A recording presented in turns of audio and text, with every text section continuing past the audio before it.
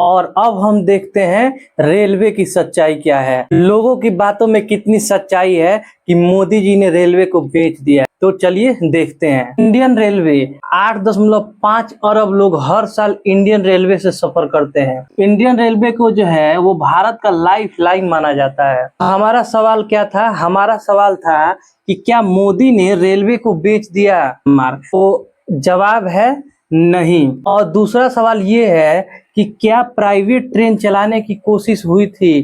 तो इसका जवाब है हाँ। 2020 में सरकार ने ये प्लान किया कि 151 रूटों पे जो है वो प्राइवेट ट्रेनों को चलाया जाएगा। प्लान किया था, चलाया नहीं गया था। ये खबर जब फैली तो उसके बाद जो है वो रेलवे वर्कर्स ने प्रोटेस्ट कर दिया, आंदोलन कर दिया इस रूल के खिलाफ। और लगभग 12 लाख जो रेलवे वर्कर है वो रोड पे आ गए आंदोलन करने के लिए।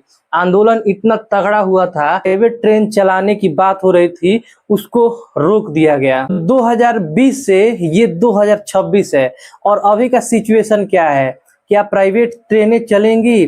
तो इस पे अश्विनी वैष्णव जो रेलवे मिनिस्टर हैं उन्होंने साफ मना किया है, प्राइवेट ट्रेन चलाने की कोई प्लानिंग नहीं है। भारतीय रेलवे का एक फैक्ट ये भी है, 2014 में रेलवे का कैपिटल इन्वेस्टमेंट जो था वो 46,000 करोड़ रुपए था। लेकिन 2024-25 में रेलवे का जो बजट है वो 2,62,000 करोड़ रुपए है।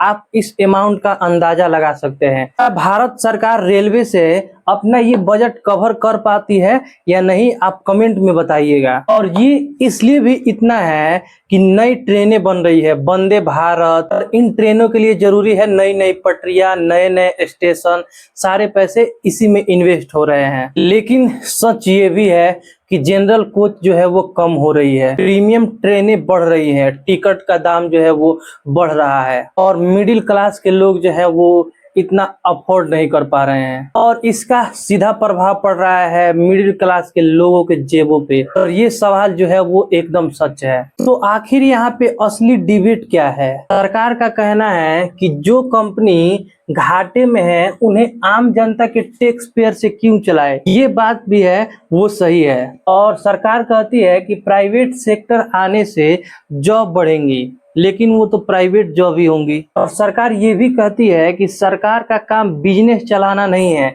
बल्कि सरकार का काम है गवर्नेंस करना। और एक साइड में विपक्ष कहता है कि ये जो सारी कंपनियां हैं जिनका निजीकरण किया जा रहा है, जिनको बेचा जा रहा है या लिस्टेड किया जा रहा है, उनका काम सिर्फ प्रॉफिट कमाना नहीं है, बल्कि उनका काम सोशल सर्विस के लिए भी है। और विपक्ष ये भी कहता है कि निजीकरण से जो है वो रिजर्वेशन जो है, आरक्षण जो है वो जाती है। और इससे होता क्या है? इससे होगा कि SC ST और OBC को गवर्नमेंट जॉब जो है वो कम मिलेंगी। अगर ईमानदारी से कहा जाए तो दोनों पक्षों का बात जो है वो सच है और रेलवे जो है वो कभी प्राइवेट नहीं होना चाहिए। एक बात आप ध्यान से सुनिएगा, राहुल गांधी जी एक बात बोलते हैं, 2013 में जो है वो 13 लाख परमानेंट सरकारी नौकरियां थी और 2023 में परमानेंट सरकारी नौकरियां घट के जो है वो 8.4 लाख हो गई है। और ये नंबर जो है वो झूठा नहीं है, यह जो है एक सोचने वाली बात है और ये एक चिंता की विषय है। तो आप कमेंट में बताइए कि क्या मोदी जी ने देश को बेचा? मेरा तो जवाब है नहीं, क्योंकि एयर इंडिया डूब रही थी तो उसको बेचना जरूरी था। LIC का सिर्फ 3.5% शेयर मार्केट में लिस्टेड किया गया है, उसको बेचा नहीं गया है। और रेलवे में जो प्राइवेट ट्रेन चलाने की प्लानिंग हो रही थी उसको समाप्त कर दिया गया। तो वीडियो पसंद आए तो वीडियो को लाइक कीजिए, चैनल को सब्सक्राइब कीजिए।